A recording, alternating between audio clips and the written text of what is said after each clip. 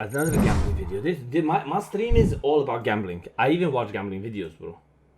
Changed. It used to be you'd lose your money on slots in Vegas, but today, not only can you do that, you can also bet on your favorite sports team, on the opening coin toss, on this individual pitch, or on all three in a parlay. You can do it from your phone, your tablet, your Apple Watch. You don't just have to gamble on sports, you can gamble on esports, on video game items, on slots with those items. You can do it in Roblox, or on regular stocks, on meme stocks, gamble with calls, gamble on earning calls, gamble on calls with earning calls. You can gamble on political events, world events. You can bet if Zelensky's gonna wear a suit before July, if Jerome Powell's gonna say inflation 50 or 60 times in September. And you don't just have to gamble on that. You can gamble on crypto coins, Trump coin, Dogecoin, Fartcoin. You can gamble on the champion of Fartcoin coin, and you can gamble on any of the posts the champion of Fartcoin has ever made on whether they will become popular or not. And if none of that's your cup of tea, you can also just gamble directly within your banking app on a game of roulette, like a gentleman. And don't even get me started on the ads. You turn on sports, esports, podcasts. Not even my favorite political show is safe. Shout out to PrizePicks, the best app to fire on sports in the game. You will be bombarded with gambling ads by every famous person you've ever heard of. DraftKings. DraftKings. This is very true. What even Joe Rogan? DraftKings Sportsbook. DraftKings Sportsbook. Uh-oh. How did we get here? And is it a good thing that we're turning every spare moment of our lives into a game of chance? I'm betting no. Bro, he doesn't know. Gambling is good, chat. Most gamblers quit before they win big. If you don't quit, you're gonna win big eventually. You just need to not quit, bro. The problem is a lot of people quit. So it's like the same thing with cars. You don't die from driving fast. You die from from stopping too fast, you know? So driving fast, you won't die. You die when you get stopped by something fast. So as long as you don't get stopped, you're not gonna die, right? So it's the same thing with gambling. If you gamble, you're eventually gonna win. The problem is a lot of people stop before they win. Makes sense, right? Somebody gotta take me seriously, guys. It's a joke, okay? Please don't take me seriously because I'm worried, you know, it's the internet. People gotta clip this, be like, yo, look what he said, he's serious, this guy's stupid. I mean, I am stupid, but I'm not serious, okay? Chill, okay? Chill. It's a joke, you know, like ha ha ha.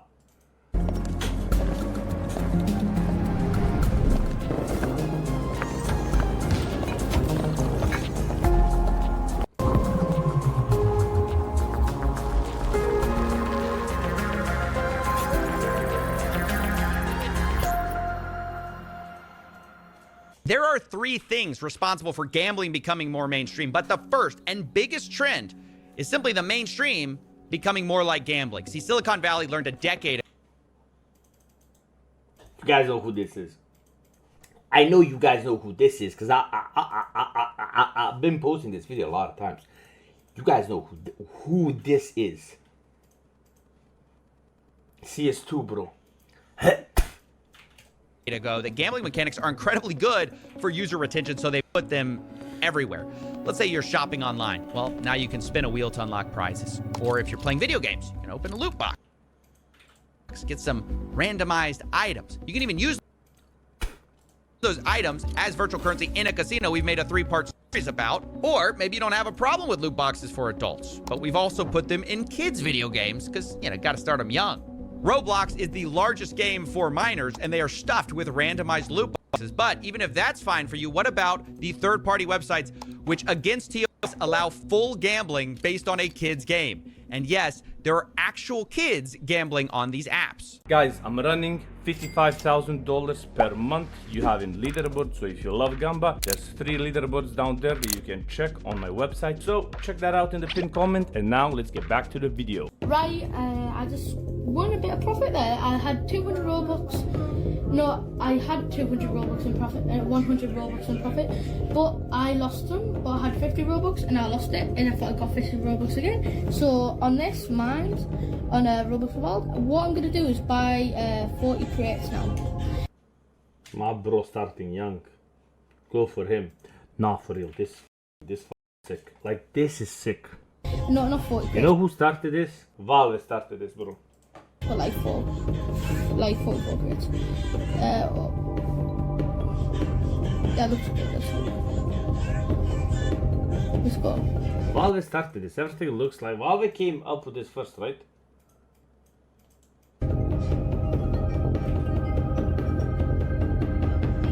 Let's go. We're in profit. Let's go. It is absolutely disgusting to see that. And look, I spoke to an insider who worked on this website, Roblox Wild, before it got shut down. He shared data which claimed they made $5,000 a day, or roughly $2 million a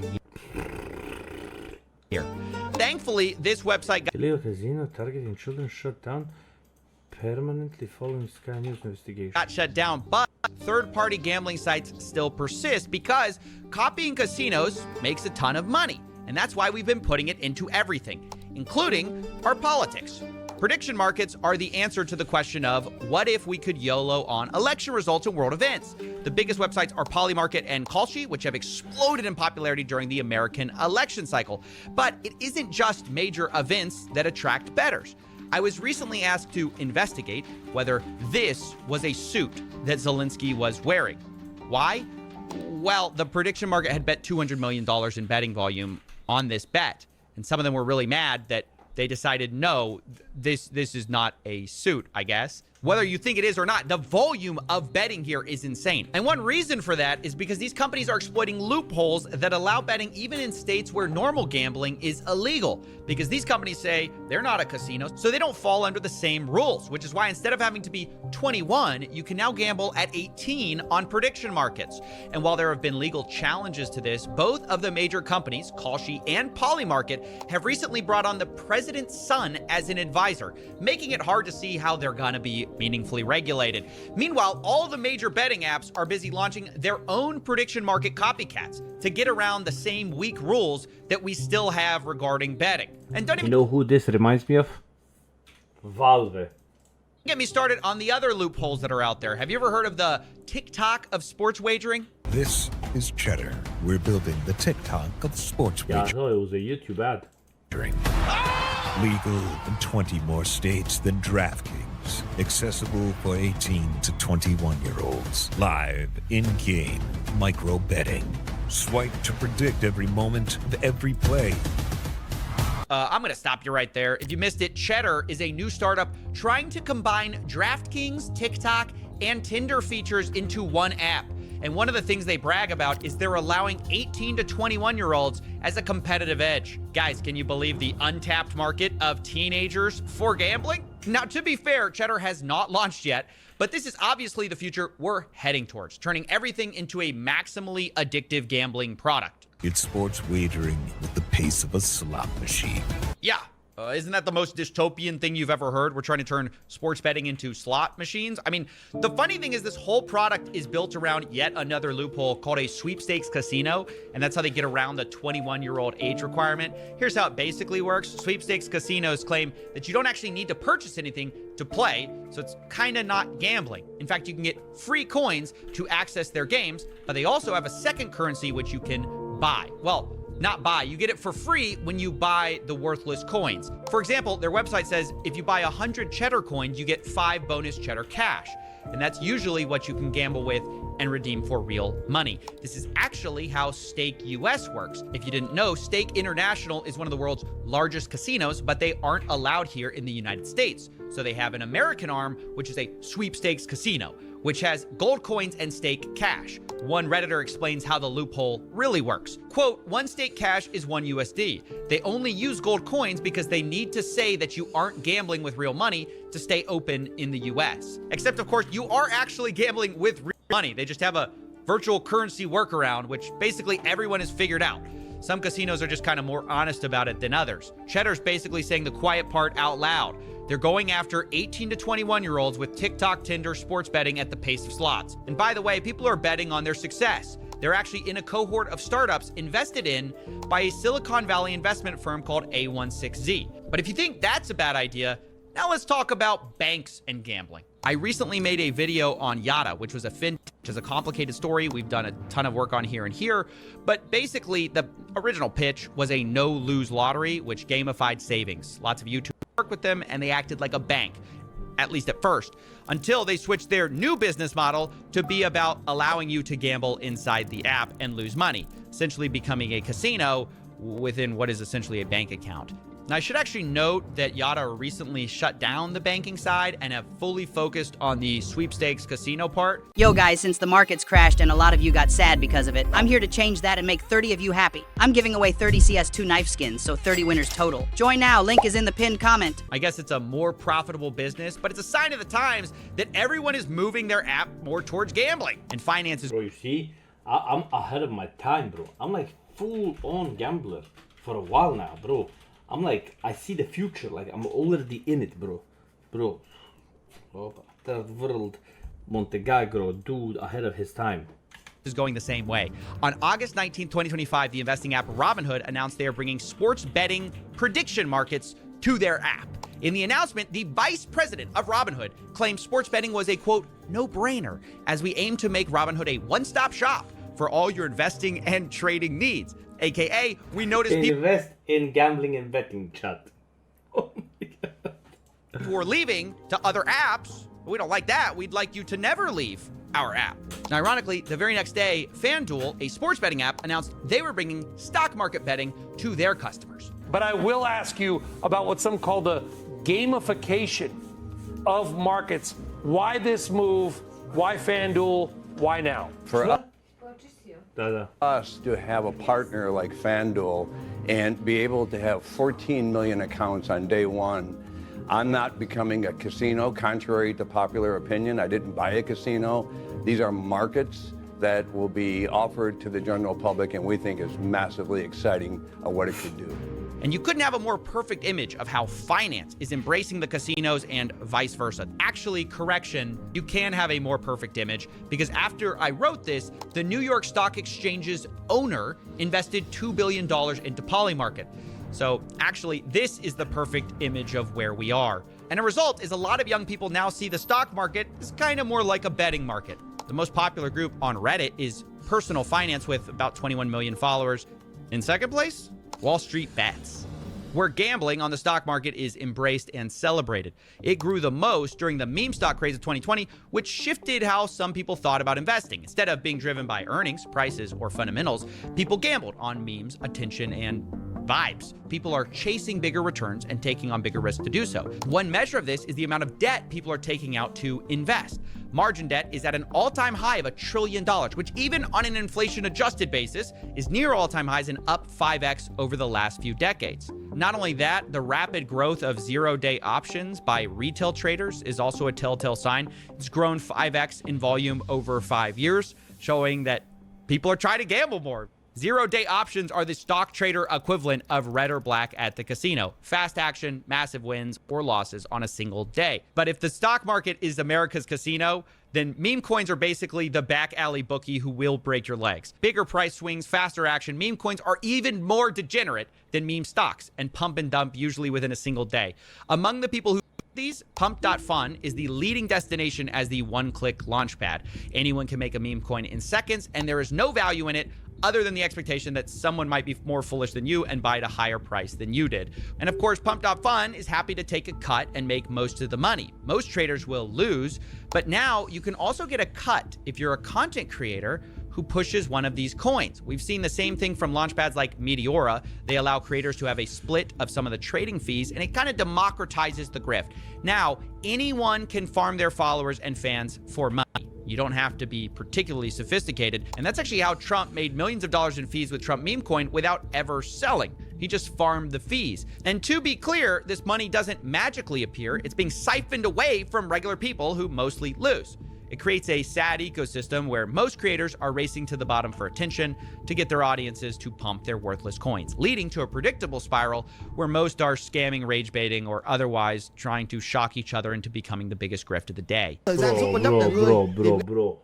This is mental, bro. If you've ever heard of a zero-sum game where someone has to win for the other one to lose, meme coins are negative sum because of all the trading fees. Most people, by definition, will lose. The real winner, of course, is Pump.Fun and people pushing it. According to one analysis, they've generated revenues of over $800 million for themselves, while almost none of the traders have made significant profits. According to one analysis, 0.4% of all traders will ever make over $10,000. Almost no one. And look, the reason we're going through all of this is to explain the many ways that gambling is no longer just about slots, cards, brick and mortar casinos. We've injected it into every conceivable aspect of our lives. And that has two effects. One, it's inescapable. You cannot avoid gambling by avoiding Vegas anymore. It's literally everywhere. And then two, it's also harder to understand and study because most researchers are studying like casinos, sports betting, but so much of gambling is not that anymore. So as we get to the numbers of this stuff, remember, everything's going to be an undercount. But it is still important to talk about those casinos, and that's where we're going to shift now. Starting with the biggest trend that has happened for these casinos, and number 2 on our reason, which is sports gambling becoming legalized. Rewind the clocks for a second back to 2018 when the Supreme Court overturned a federal ban. At the time, basically, you could only sports bet in Nevada. But after this, you can see in a few years, we've completely flipped on the issue. Most states now allow sports betting. And along with that, the advertising budgets for these companies is absolutely enormous. DraftKings, FanDuel, Underdog, Prize Picks, they've spent hundreds of millions of dollars getting celebrities and influencers to push their product every year. And man, has it worked. As I'm writing this, the number 1 sports app on the App Store is not sports. It's not ESPN. ESPN and the NFL are second and third. The number 1 sports app is actually DraftKings. And in the top 10, half of those apps are sports betting, which is insane. There are 2 reasons for this. Obviously, one, hundreds of millions in advertising, but the second is what are called inducements, which is when these apps will incentivize players to download them and place a bet, sometimes literally offering what seems like free money. It's got an NFL offer. Don't play with me. Just turned $5 into $150 in bonus bets. New customers bet $5, get $300 in bonus bets if you win. New customers get risk-free bets up to $2,000. Now look, the reason casinos do this is kind of obvious. If they can make you place 1 bet, they're more likely to place the 2nd, 3rd, and 100th. But even setting aside the fine print of these weird offers, does it not strike anyone else as weird that we're allowing gambling companies to give away free stuff?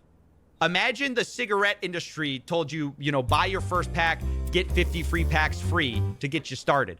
Imagine Budweiser said, shotgun 1, they'll send you a case for fun. It's insane. And yet, that's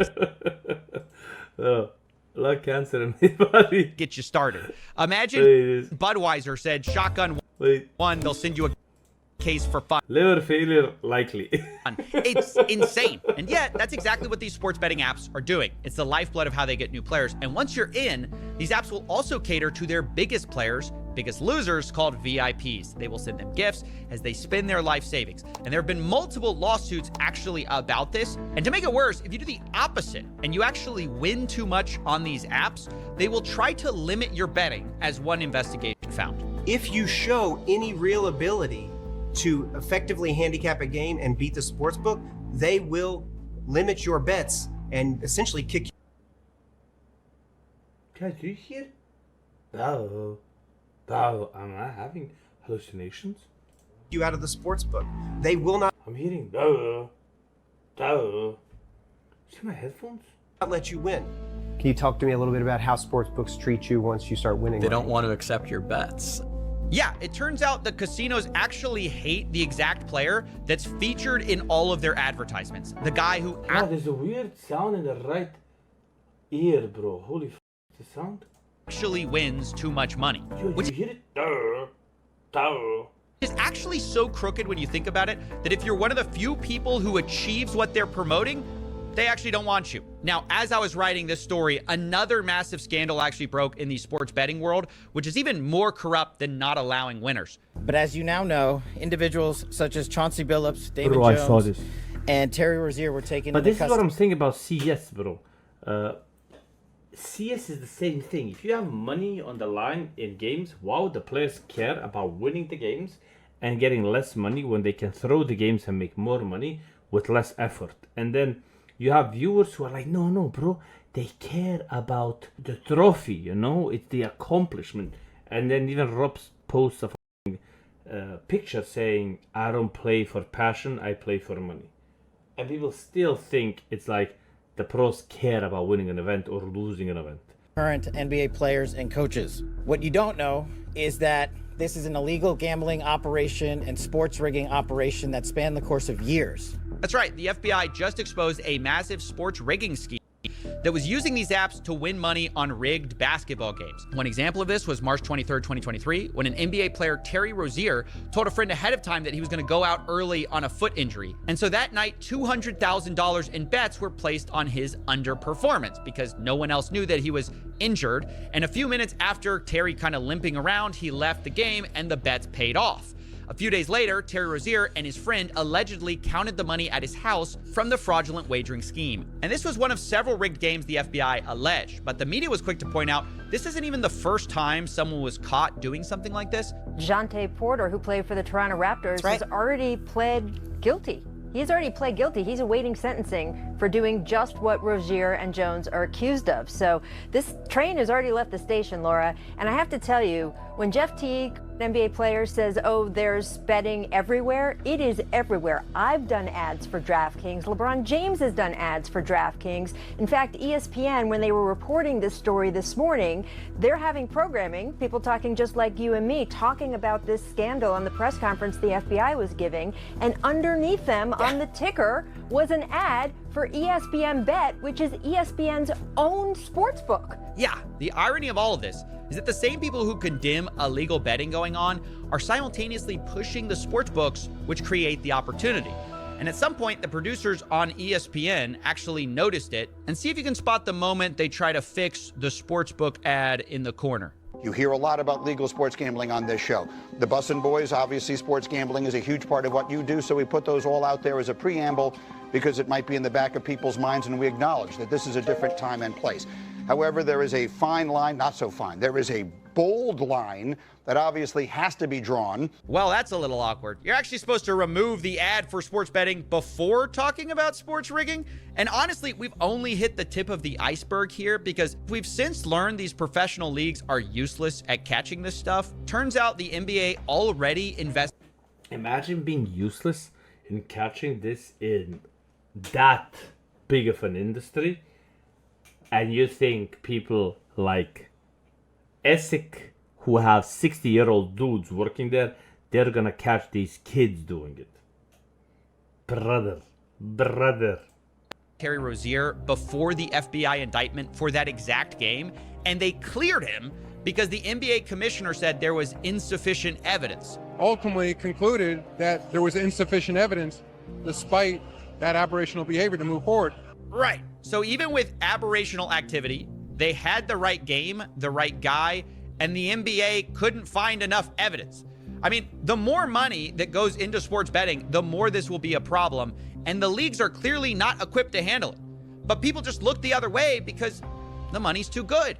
And I want to now address the size of these betting markets because they're absolutely enormous in ways most people don't understand. And to get our heads around it, we're going to look at some survey numbers. One study estimates that 22% of all Americans and almost half of men my age have an online sports betting account. Another estimates that 1 in 4 people have placed a bet on sports and 1 in 5 have placed a bet in the last year. Like with all surveys, there's margins of error here, but the data mostly agrees. Sports betting is very widespread and extremely popular among young men. And for the ones who get addicted, it's financially devastating. One recent study looked at Americans' finances before and after sports betting was legalized by their state. They found that bankruptcy rates rise approximately 10% after legalization. Another paper looked at financial stability, noting that for households that do bet, they spend on average about $720 a year sports betting. And the study found that for every dollar someone deposits for betting, Wait. How many of them hit big? How many of them got a max win, bro? Come on, where are those numbers? Like, we didn't get those numbers. We need the numbers of how many of them hit max win, bro. I hit max win. I know you guys hit max win. They must have hit a few max wins, bro. There's a reduction in net investments of just under $1. As people gamble more, they invest less, which means their financial future is worse. Makes sense. But this is especially true problem gamblers or gambling addicts. To be clear, this is not something that affects all gamblers. Roughly 1% of the world population suffers from this. It's more common among people who bet regularly and bet online, two of the things that sports gambling encourages. Problem gambling completely obliterates people's finances and affects more than just the gambler because as they beg, borrow, or steal to continue their addiction. Stewie! addiction, they affect everyone around them. And I do mean steal. Roughly half of gambling addicts will commit a crime, and most of those crimes are to continue gambling, often leading to a spiral where the addict doesn't see a way out, which is why problem gambling has one of the highest rates of any substance addictions. Full stop. I don't get it. You know none of this matters, right? Yeah. That robot is telling him what the whole CS community is telling me. Loba, stop crying about CS2. It don't matter what you say. I'm Coffezilla of CS2, chat. You've tried this before with Roulette, CS2, and it did not. CS2? Nothing. Yep. No, literally, I mean nothing. Absolute silence. All the moralizing, the anti-gambling. You're wasting your time. Yeah.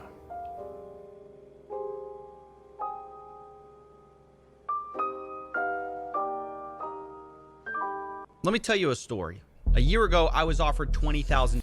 Hi, Coffezilla, would you like to offer you 20k in exchange for creating a video briefing a 3.9 million scam that recently occurred? To do a video by casino. Now, I said no and made a whole series about it, but what I didn't tell you is that later I was offered $1 million to cover my legal fees in an ongoing case. Now, this was offered by a person who said they wanted to remain anonymous, no strings attached, very nice person.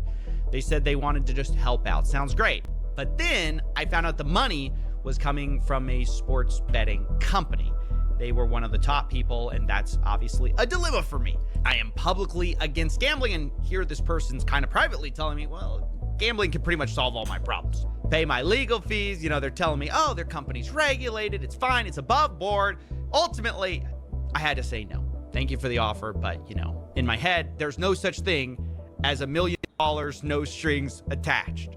And, you know, obviously, I also can't take $1 million from a sports betting company and then go make a video criticizing sports betting. But it gave me pause and kind of gave me an aha moment that I was missing before, where I started to understand exactly how screwed we are. And this goes into our third reason gambling is winning. The casual way these casinos... Wait, Alien Ross leaks mind-blowing figures behind Twitch gambling sponsorship. Casinos can throw around life... claims he made 360 million from gambling streams. Changing money. I get $1 million.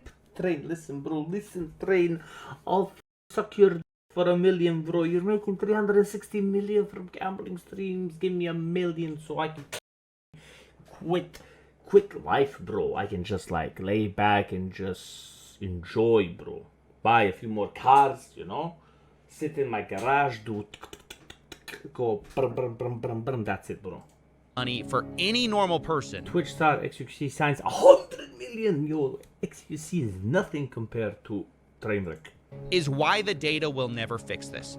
It's why having enough sad facts about addicts or interviewing people whose lives were ruined will not change things. Believe me, I've done it and it's never moved the needle.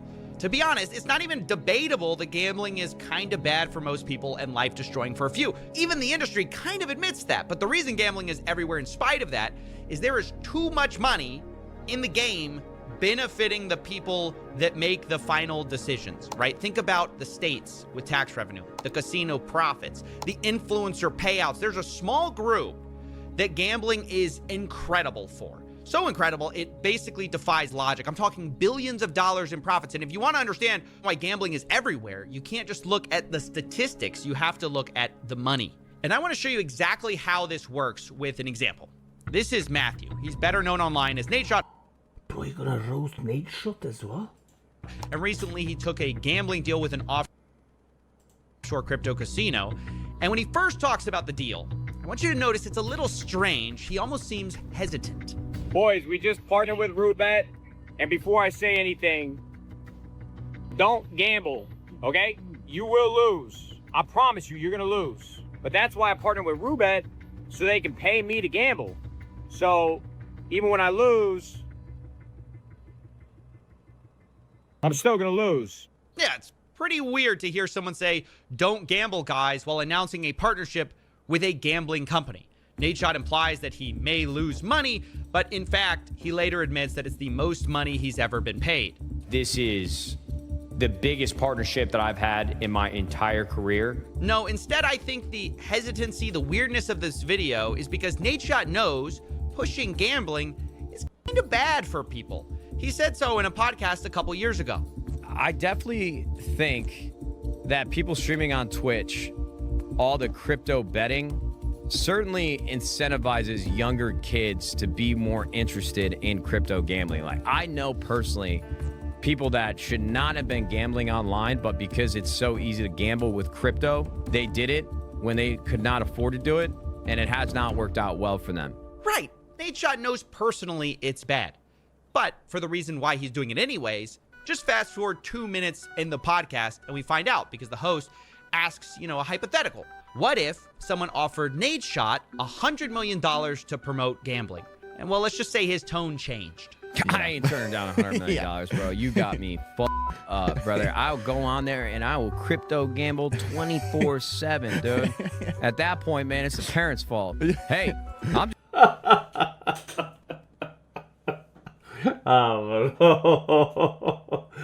Yo, this is the dealer I play with. What the f? Just working over here. This is her. You're gonna pay me more than LeBron? Brother, I would be lighting up, cash on fire, gambling crypto. I would sell my soul for 100 M's. Are you fucking kidding me, dude? We should clip this. We should send this over to Kate. I won't sleep. I will be your workhorse. You want me to pump blue chews and crypto gambling? I will do it all. You got me fucked up. Them kids, dude. Fuck them kids. Look, just gonna say, you can say he's wrong for saying that, he's a bad person for saying that, but the reality is, this is why gambling is winning. The casinos have so much money, they are buying people's souls. Even people who kind of admit gambling's kind of bad. Put enough money on the table, and Nadeshot says, hey, fuck them kids. Bro, this is all true. Chat, this is all true. And by the way, speaking of fucking them kids, let's talk about... How can he say this on YouTube? Drake. W's in the shot. It isn't just streamers or influencers taking deals. It's the biggest rapper on the planet. He signed a reported $100 million deal recently with Stake, the crypto casino, which is wild. There's really no endorsement deals like that anywhere else that hit the kind of numbers.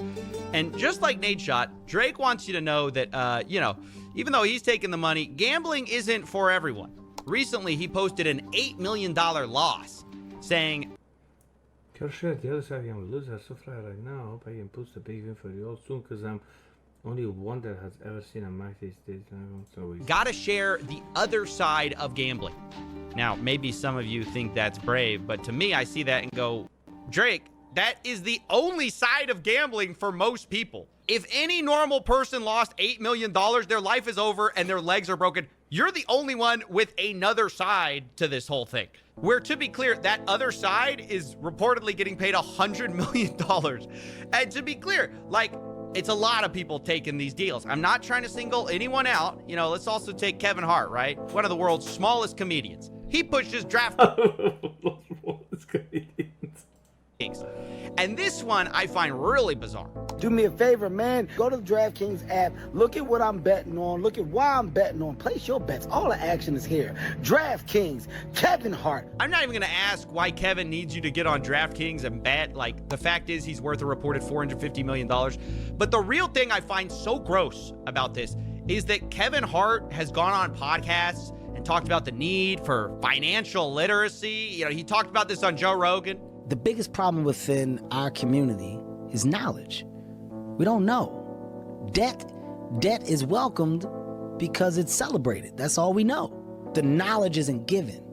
So it's not till you obtain that knowledge and understanding that you go, oh, shit. Oh, this is why you put money up. This is how you increase versus decrease. Oh, this is how you earn on your money. Oh, wow. I can gain wealth by investing in what? The stock world is what? How many people partake in the stock world? And is there a part that isn't necessarily gambling? Is there a low risk part? The information isn't there. Yeah, Kev, maybe the information isn't there on the stock market part, which isn't gambling, because you're too busy telling them about actual gambling. understand that Kevin Hart is not just a guy who sometimes talks about it on podcasts either. He has a whole partnership, an actual partnership with Chase Bank, where they ran a campaign to improve financial literacy. But then Kevin goes on the side and he's pushing DraftKings, which preys on people's financial illiteracy. And while we're talking about small comedians with big bank accounts, let's talk about Joe Rogan too. And listen, I'm not trying to be high and mighty with all this stuff. I know it sounds a bit like that, but believe me, I am eye level with these guys, okay? I'm very short too. You can't tell behind the $10 million studio desk, but no offense is intended here. We got to discuss though, how the biggest comedians in the world, biggest, smallest comedians, are pushing DraftKings. Didn't Joe get a $250 million deal from Spotify? I didn't realize before this video, like, how many gambling ads he has been running recently. In the month of September alone, there were 11 DraftKings ads in 14 videos. And with Joe especially, it's weird because he's the guy who rants against Big Pharma's manipulative advertising. If you can advertise, you can manipulate people and change their opinion based on theatrics. So many. Everyone gets a free bet. We all want to win. Hey, let's win together. You know what to do. You have music and people dancing and holding hands and spinning around in a wheat field. Like, that is so manipulative. And we are subject to manipulation. And when it's something that is so important, like making critical health decisions, there's so many of these commercials. Like, so many times I'm watching television, I'm like, how many goddamn drug commercials are there? By the way, I agree with him. We are being manipulated. But change a few words from that rant, and you could say the exact same thing about how gambling is pushed. Casinos are also manipulative. They don't advertise the actual reality where people lose. Instead, they say things like winning, cashing in, opportunity. On my stream, you see losers, guys. On my stream, you see a lot of losers, bro. And Joe Rogan's a part of that. Every game is another chance to cash in. Don't just watch the action, win with it. Every snap is loaded with opportunity. That is just as manipulative as pharma ads pushing pills that may end up addicting you. In both cases... Bro, listen. I don't like pharma, but Camagra is a lifesaver. And I literally mean a lifesaver. One day, my wife was kind of sad. I popped a Camagra. Collateral damage are the addicts we created along the way. And I guess I have to ask, maybe people think, oh, one's worse than the other. Is there that much of a difference between a drug addict and a gambling addict? No. No, really, I'm asking.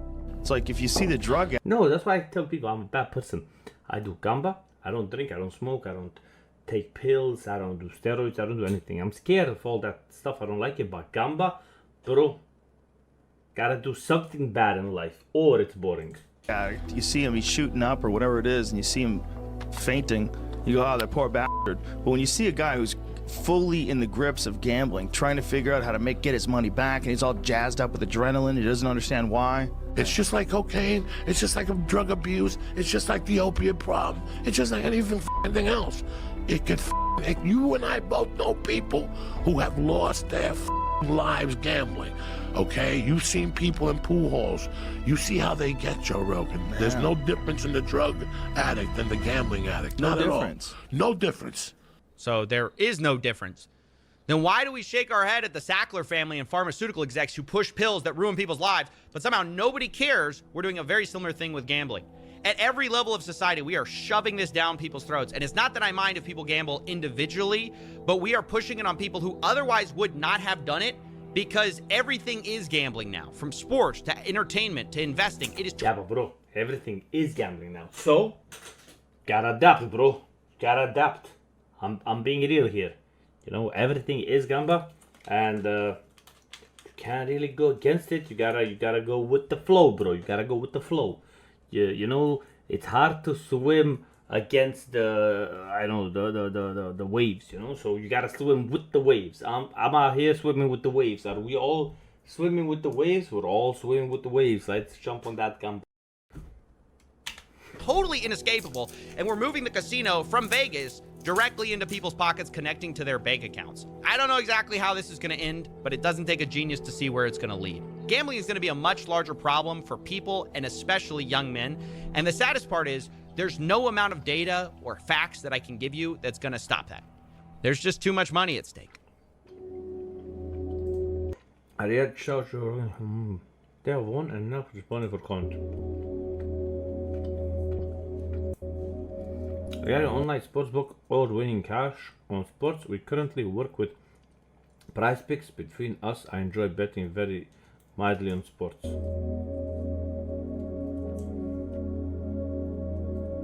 I think the game's more fun, but I'm also aware of the risk it can pose, so probably not very knowledgeable because I haven't had those same exact issues.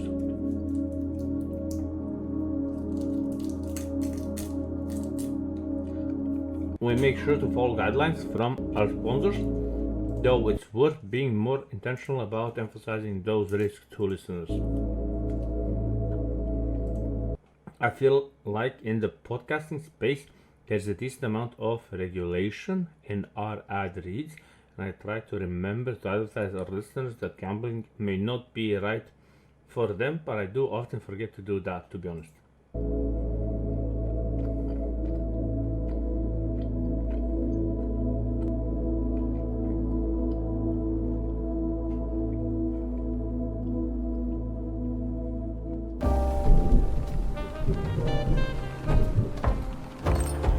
Hey, come back to the bar and let me fix you a drink. The weather isn't changing anytime soon. You know, all it would take is basic advertising rules or legislative change to put a stop to half of this stuff. That's the thing. Money makes the world move, Coffee. And the people who write the rules like them just the way they are. Do you really think it's worth all of this, though? Like, just for a little more money? Hey, you said it yourself, didn't you? It's not just a little money. It's a lot more money. If people would sell their soul for $100 million, well, imagine what they'd do for billions. You know, maybe it is time for that drink.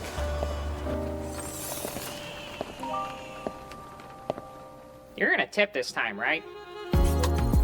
Bro, very good video.